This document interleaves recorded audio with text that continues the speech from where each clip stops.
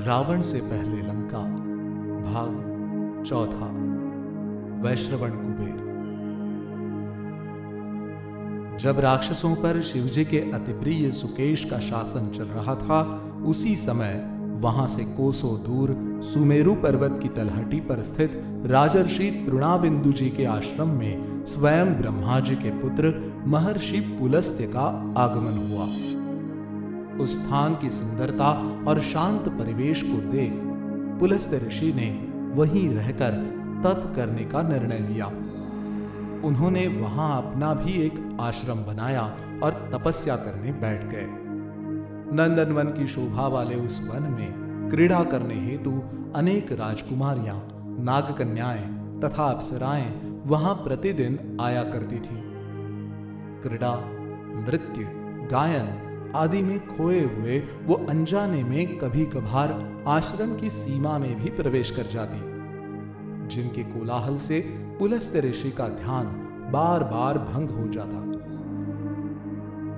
एक दिन इसी प्रकार क्रोध में आकर प्रजापति पुलस्त्य ने यह अभिशाप दे डाला कि अब से जो कोई भी कन्या आश्रम की परिधि के भीतर उनकी आंखों के सामने आएगी, वो स्वतः गर्भवती हो जाएगी।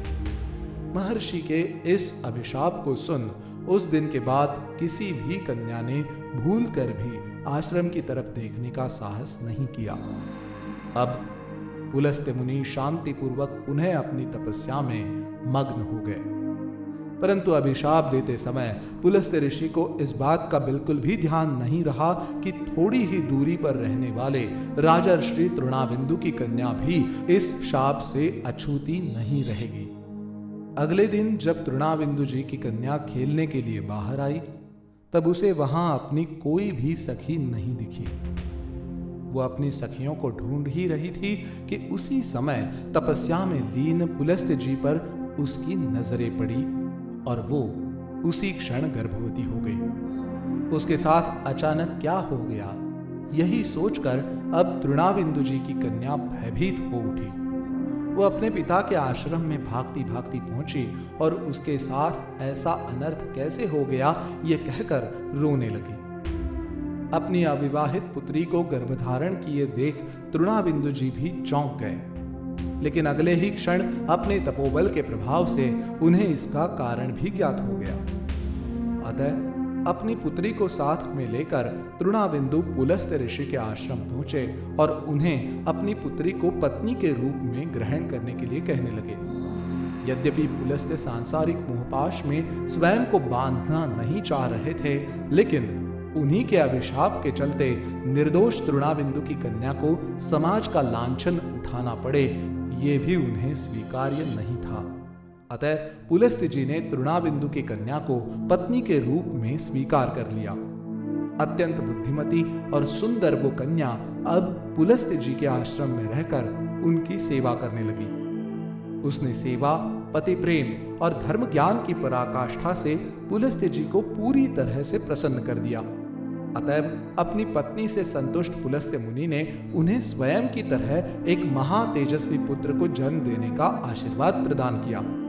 कुछ दिनों बाद तृणाविंदु जी की कन्या ने प्रजापति पुलस्त्य की भांति वेदज्ञ, धर्मपरायण और अत्यंत तेजस्वी बालक पौलस्त्य को जन्म दिया। चूंकि पौलस्त्य ने गर्भ में रहते समय ही पुलस्त्य मुनि द्वारा उच्चारित सभी वेदों के ज्ञान को अपनी माता के श्रवण किए जाने द्वारा प्राप्त कर लिया था, इसलिए उसका अन्य एक नाम विश्रवा पड़ा। धर्म, यश और परोपकार के गुणों से सुशोभित विश्रवा अपने पिता की भांति महान तपोबल का धारण कर तीनों लोकों में प्रसिद्ध हुआ। महामुनि विश्रवा के इन्हीं गुणों का सम्मान करते हुए भारद्वाज मुनि ने अपनी पुत्री का विवाह उनसे करवा दिया।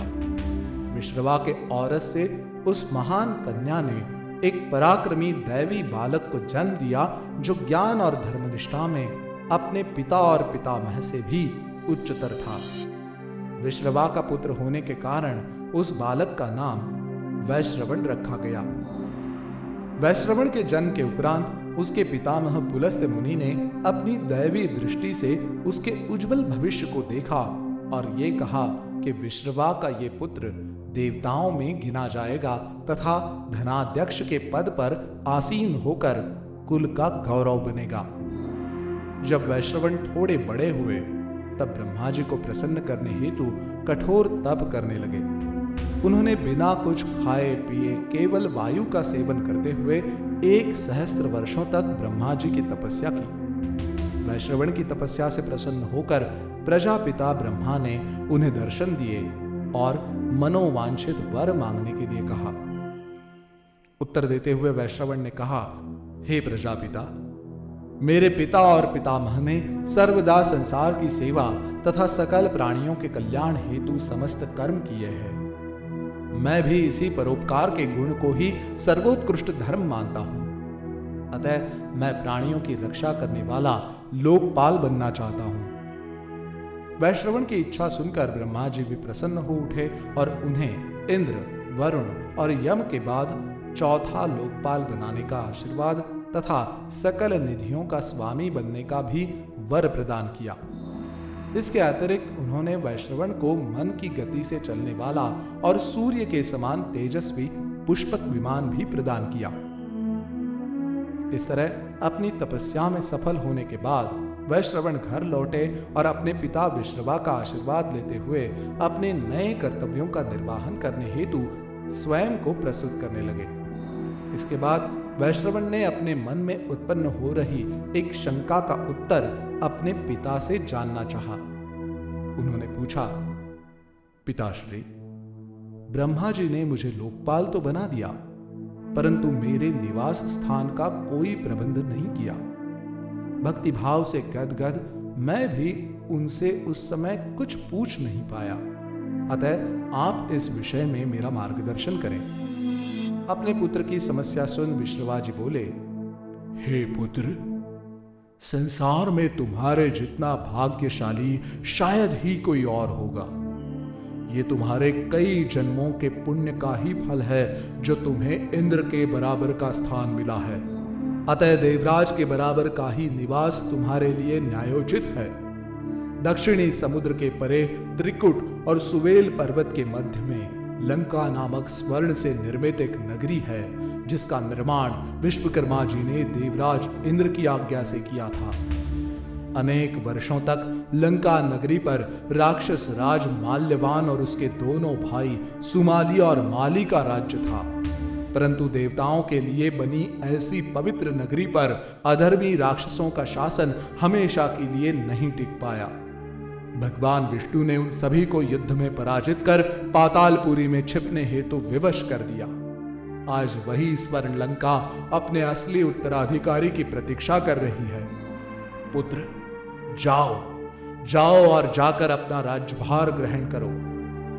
विश्रवा जी से आशीर्वाद प्राप्त करने के बाद वैश्रवण ने लंका की ओर प्रस्थान किया और वहां का सिंहासन ग्रहण किया। धर्मात्मा वैश्रवण के आने के बाद कई वर्षों से वीरान पड़ी लंका में प्रजा का आगमन हुआ। मनुष्य, गंधर्व और शेष बचे कुछ असुर, वो सभी लोकपाल वैश्रवण जी के अधीन सुखपूर्वक रहने लगे। आगे चलकर यही वैश्रवण ही कुबेर के नाम से प्रसिद्ध हुए। कथा की अगली कड़ी में हम जानेंगे कि कुबेर के सौतेले भाई दशानन रावण ने कैसे लंका का सिंहासन उनसे छीनकर वहां राक्षसों का शासन फिर से स्थापित किया।